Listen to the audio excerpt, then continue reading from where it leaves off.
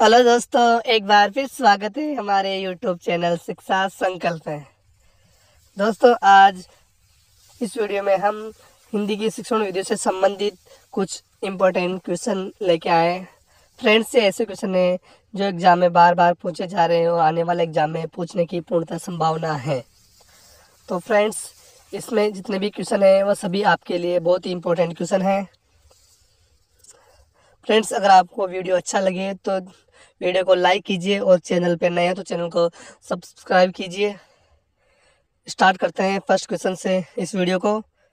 First question है दोस्तों कि लिखित अभिव्यक्ति कौन सी अभिव्यक्ति है दोस्तों? लिखित अभिव्यक्ति का साधन नहीं है। इनमें से आपको बताना है कि कौन सा लिखित अभिव्यक्ति का साधन नहीं है।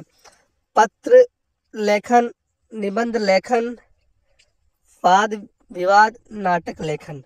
तो दोस्तों, लिखित अभिव्यक्ति का साधन कौन सा नहीं है?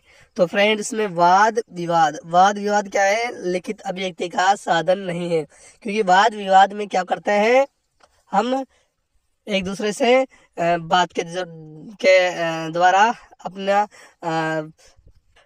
अपने किसी भी चीज को आदान प्रदान करते हैं। ठीक है। नेक्स्ट है कि बालक को लिखना सिखाने से पहले बालकों को क्या करना है? बालकों को लिखना सिखाने से पहले बालक को लिखना सिखाने से पहले आवश्यक है कि अक्षर सिखाना, बारकड़ी सिखाना, लेखन संबंधी जिज्ञासा उत्पन्न करना या उनको क्रियाशील बनाना। तो फ्रेंड्स, बालकों को लिखना सिखाने से पहले क्या करना चाहिए? उनको लेखन संबंधी जिज्ञासा उत्पन्न करनी चाहिए। उनमें क्या करना चाहिए? लेखन संबंधी जिज्ञासा उत्पन्न करनी चाहिए। अगर उनके मध्य जिज्ञासा उत्पन्न होगी तभी वो लिख सकते हैं। ठीक है। तो फ्रेंड्स, बालकों को लिखाने से पहले क्या करना चाहिए? लेखन संबंधी उनके मध्य जिज्ञासा उत्पन्न करनी चाहिए। नेक्स्ट क्वेश्चन है दोस्तों कि प्रिंट मीडिया कौन सा मीडिया दोस्तों? प्रिंट मीडिया में सम्मिलित नहीं किया जा सकता। दोस्तों, इनमें से बताना है कि प्रिंट मीडिया में किसको सम्मिलित नहीं किया जा सकता। प्रिंट मीडिया में किसको सम्मिलित नहीं किया जा सकता? तो दोस्तों, प्रिंट मीडिया में समाचार पत्र, पत्रिकाएं, पाठ्य पुस्तक या विद्यालय पत्रिकाएं। तो आपको बताना है इनमें से प्रिंट मीडिया में सम्मिलित नहीं किया जा सकता। प्रिंट मीडिया में क्या सम्मिलित नहीं किया जा? समाचार पत्र आते हैं, पत्रिकाएं आती हैं, विद्यालय पत्रिकाएं आती है, लेकिन पाठ्य पुस्तक है दोस्तों जिसको प्रिंट मीडिया में सम्मिलित नहीं किया जा सकता। नेक्स्ट क्वेश्चन है कि SIT क्या है? दोस्तों, बताना है आपको कि SIT क्या है। SIT क्या है? टीवी चैनल है, उपग्रह अनुदेशात्मक दूरदर्शन प्रयोग या एक व दोनों उपी में से कोई नहीं। तो फ्रेंड, SIT है उपग्रह अनुदेशात्मक दूरदर्शन प्रयोग। उपग्रह अनुदेशात्मक दूरदर्शन प्रयोग। ठीक है फ्रेंड्स। नेक्स्ट क्वेश्चन है दोस्तों कि वस्तुनिष्ठ प्रश्नों कौन से प्रश्न दोस्तों? वस्तुनिष्ठ प्रश्नों। ठीक है। वस्तुनिष्ठ प्रश्नों की उपयोगिता का प्रमुख कारण है। वस्तुनिष्ठ प्रश्नों की उपयोगिता का प्रमुख कारण क्या है दोस्तों? वस्तुनिष्ठ प्रश्नों की उपयोगिता का प्रमुख कारण क्या है? तो फ्रेंड, रटाई से मुक्ति, पाठ्यक्रम व्याप्ति, निष्पक्ष मूल्यांकन, ये विद्यार्थियों का हित। तो फ्रेंड्स, वस्तुनिष्ठ प्रश्नों की उपयोगिता का प्रमुख कारण है निष्पक्ष मूल्यांकन। क्या है दोस्तों? निष्पक्ष मूल्यांकन वस्तुनिष्ठ प्रश्नों की उपयोगिता का प्रमुख कारण है। नेक्स्ट क्वेश्चन है दोस्तों कि किसने मूल्यांकन प्रक्रिया को त्रिमुखी बताकर त्रिकोण के रूप में प्रस्तुत किया? किसने मूल्यांकन प्रक्रिया को त्रिमुखी बताकर त्रिकोण रूप में प्रस्तुत किया? किसने मूल्यांकन प्रक्रिया को त्रिमुखी बताकर त्रिकोण रूप में प्रस्तुत किया? तो दोस्तों, ब्लूम ने क्या किया था? मूल्यांकन प्रक्रिया को क्या बताया था? त्रिमुखी बताया था। उन्होंने त्रिकोण के रूप में मूल्यांकन प्रक्रिया को क्या किया? प्रस्तुत किया। ठीक है। तो इसका सही आंसर हो जाएगा ब्लूम। ठीक है। नेक्स्ट है कि उपचारात्मक शिक्षण द्वारा अध्यापकों की कमियों का उपचार करते हैं, छात्रों के घायल होने पर उपचार करते हैं, छात्रों की कमजोरियों का निदान कर उसे दूर करने हेतु शिक्षण करते हैं, कुछ नहीं कर सकते। तो फ्रेंड्स उपचारात्मक परीक्षण क्या होता है? फ्रेंड उपचारात्मक परीक्षण में क्या करते हैं? छात्रों की कमजोरियों का निदान कर उससे दूर करने हेतु शिक्षण करते हैं। छात्रों की कमजोरियों का निदान कर उससे दूर करने हेतु शिक्षण करते हैं। ठीक है दोस्तों, नेक्स्ट क्वेश्चन है कि उच्चारण सुधारने का कार्य क्या करना है? उच्चारण सुधारने का कार्य किन कक्षाओं में करना चाहिए? हमें बच्चों को उच्चारण सुधारने का कार्य किन कक्षाओं में करना चाहिए? तो दोस्तों प्राथमिक कक्षा, माध्यमिक शिक्षा, उच्च माध्यमिक या उच्च कक्षाओं में। तो उच्चारण सुधारने का कार्य किन कक्षाओं में करना चाहिए? तो फ्रेंड्स उच्चारण सुधारने का कार्य क्या करना चाहिए? हमें प्राथमिक कक्षाओं में ही करना चाहिए। अगर प्राथमिक शिक्षा में उच्चारण सुधारने का कार्य करेंगे तो आने वाली शिक्षा में कोई कठिनाई उत्पन्न नहीं होगी। ठीक है दोस्तों, नेक्स्ट क्वेश्चन है, बहुत ही अच्छा क्वेश्चन है। नेक्स्ट क्वेश्चन है दोस्तों कि हिंदी भाषा शिक्षण की विधि है। हिंदी भाषा शिक्षण की विधि है। हिंदी भाषा शिक्षण की विधि क्या है दोस्तों? हिंदी भाषा शिक्षण की विधि क्या है? अनुकरण विधि भी है, ठीक है, आगमन निगमन विधि भी है, भाषा प्रयोग विधि भी है। तो फ्रेंड्स इसका सही आंसर हो जाएगा उपयुक्त सभी। क्या हो जाएगा दोस्तों? उपयुक्त सभी इसमें हिंदी भाषा शिक्षण की विधियां हैं। ठीक है, उपयुक्त सभी हिंदी भाषा शिक्षण की विधियां हैं। नेक्स्ट क्वेश्चन है कि गृह कार्य का मुख्य उद्देश्य क्या है दोस्तों बच्चों को हम गृह कार्य देते हैं, उसका क्या उद्देश्य है? गृह कार्य का क्या उद्देश्य है? गृह कार्य का मुख्य उद्देश्य क्या है दोस्तों? तो गृह कार्य का मुख्य उद्देश्य क्या है? पढ़ाए गए पाठ को दोहराने के लिए अवसर देना। पढ़ाया गया जो पाठ है ना उसको दोहराने के लिए, पढ़ाए गए पाठ को दोहराने के लिए अवसर देना। ये क्या है दोस्तों?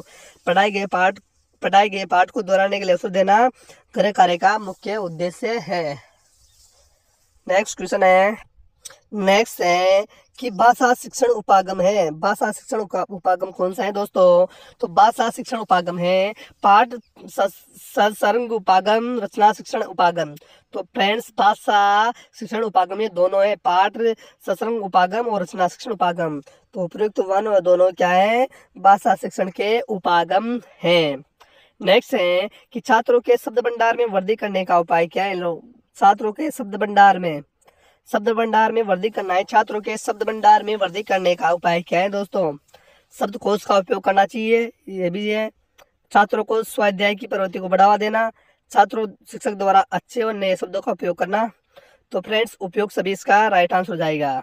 छात्रों के शब्द भंडार में हम वृद्धि कर सकते हैं शब्दकोश का उपयोग करके, छात्रों में स्वाध्याय की प्रवृत्ति को बढ़ावा देंगे शिक्षक द्वारा अच्छे व नए शब्दों का प्रयोग करके। ठीक है फ्रेंड्स, नेक्स्ट क्वेश्चन है दोस्तों कि प्रश्न पत्र निर्माण करने से पूर्व किस प्रपत्र को तैयार करना आवश्यक है? दोस्तों हमें प्रश्न पत्र निर्माण करना है, उससे पहले किस प्रपत्र को तैयार करना चाहिए? तो प्रश्न पत्र निर्माण करने से पूर्व क्या करना चाहिए? ब्लूप्रिंट लेना चाहिए। क्या करना? तैयार करना चाहिए, ब्लूप्रिंट तैयार करना चाहिए। ठीक है, क्या करना चाहिए? ब्लूप्रिंट तैयार करना चाहिए कि कैसे प्रश्न पत्र तैयार करना है, उसमें कौन कौन से प्रश्न है, किस प्रकार के प्रश्न है। ठीक है दोस्तों, नेक्स्ट है कि सर्वदर्शी सामग्री नहीं है। दोस्तों इसमें बताना है कि सर्वदर्शी सामग्री कौन सी नहीं है? छायाचित्र, दूरदर्शन, ड्रामा, चलचित्र। तो फ्रेंड्स सर्वदर्शी सामग्री में से कौन सी नहीं है? छायाचित्र सर्वदर्शी सामग्री नहीं है। चलचित्र है, दूरदर्शन है और ड्रामा है, ये सभी क्या है? सर्वदर्शी सामग्री है। नेक्स्ट क्वेश्चन है दोस्तों कि मौखिक अभिव्यक्ति कौशल का विकास करने का सशक्त माध्यम है। मौखिक अभिव्यक्ति कौशल का विकास करने का सशक्त माध्यम है। तो फ्रेंड्स मौखिक अभिव्यक्ति किसके द्वारा विकसित की जा सकती है? विद्यालय पत्रिकाओं द्वारा, नाटक द्वारा, वाद विवाद द्वारा, क्विज कार्यक्रम द्वारा। तो फ्रेंड्स मौखिक अभिव्यक्ति हम वाद विवाद के द्वारा मौखिक अभिव्यक्ति का विकास कर सकते हैं। किसके द्वारा? वाद विवाद के द्वारा। ठीक है, नेक्स्ट है कि मूल्यांकन का आवश्यक गुण है। दोस्तों बताना है कि मूल्यांकन का आवश्यक गुण है वस्तुनिष्ठता, वैधता, विश्वसनीयता, उपयोग सभी। तो फ्रेंड्स मूल्यांकन का आवश्यक गुण क्या है? ये सभी है। क्या है? वस्तुनिष्ठता भी है, विश्वसनीयता भी है, वैधता भी है, ये सभी क्या है? मूल्यांकन के गुण है। नेक्स्ट क्वेश्चन है दोस्तों, भाषा दक्षता का प्रारंभिक कौशल है। भाषा दक्षता का प्रारंभिक क्या कौशल है? बताना है दोस्तों कि भाषा दक्षता का प्राथमिक कौशल क्या है। तो फ्रेंड्स, भाषा दक्षता का प्राथमिक कौशल क्या है? सुनना है, क्योंकि LSRW सुनना है, ठीक है। एल मतलब लिसनिंग, तो सुनना क्या है? भाषा दक्षता का प्राथमिक कौशल है, ठीक है। नेक्स्ट क्वेश्चन है कि भाषा शिक्षण का विशेष अनिवार्य गुण। भाषा शिक्षण का विशेष अनिवार्य गुण है। भाषा शिक्षण का विशेष अनिवार्य गुण क्या है दोस्तों? विषय का विस्तृत ज्ञान, बाल मनोज्ञान का, शिक्षण विधियों का ज्ञान। तो फ्रेंड्स, भाषा शिक्षण का विशेष अनिवार्य अंग है शुद्ध उच्चारण। अगर शुद्ध उच्चारण ही नहीं होगा तो भाषा शिक्षण का क्या मतलब है? तो भाषा शिक्षण का विशेष अनिवार्य अंग क्या है? शुद्ध उच्चारण, ठीक है, शुद्ध उच्चारण है। निम्न में से उपलब्धि परीक्षण का निर्माण चरण है। निम्न में से उपलब्धि परीक्षण का निर्माण चरण है। उपलब्धि परीक्षण निर्माण का चरण नहीं है। उपलब्धि परीक्षण निर्माण का चरण कौन सा नहीं है? शैक्षणिक उद्देश्य को लिखना, यह भी है। छात्रों की कमियों के कारणों की जानकारी प्राप्त करना, प्रश्न निर्माण करना, संकलन योजना तैयार करना। तो फ्रेंड्स, इनमें से कौन सा उपलब्धि परीक्षण निर्माण का चरण नहीं है? छात्रों की कमजोरियों के कारणों का पता लगाना क्या नहीं है? उपलब्धि निर्माण का चरण नहीं है। नेक्स्ट है कि छोटे बालकों की कल्पना शक्ति विकसित करने का माध्यम क्या है? तो फ्रेंड, अगर छोटे बालकों में हमें कल्पना शक्ति विकसित करनी है तो उनके क्या माध्यम होना चाहिए? महापुरुषों की जीवनी सुनाना चाहिए, सहानुभूति कविताएं, गौरव गाथा है। तो अब फ्रेंड्स, हमें क्या करना चाहिए? और उनमें कल्पना शक्ति का विकास करना है तो क्या करना चाहिए? परियों की कहानी सुनाना चाहिए, ठीक है। छोटे बालकों की कल्पना शक्ति को विकसित करने के लिए क्या करना चाहिए? परियों की कहानी सुनाना चाहिए। नेक्स्ट है कि भाषा शिक्षण के सिद्धांत हैं। भाषा शिक्षण के सिद्धांत कौन कौन से हैं दोस्तों?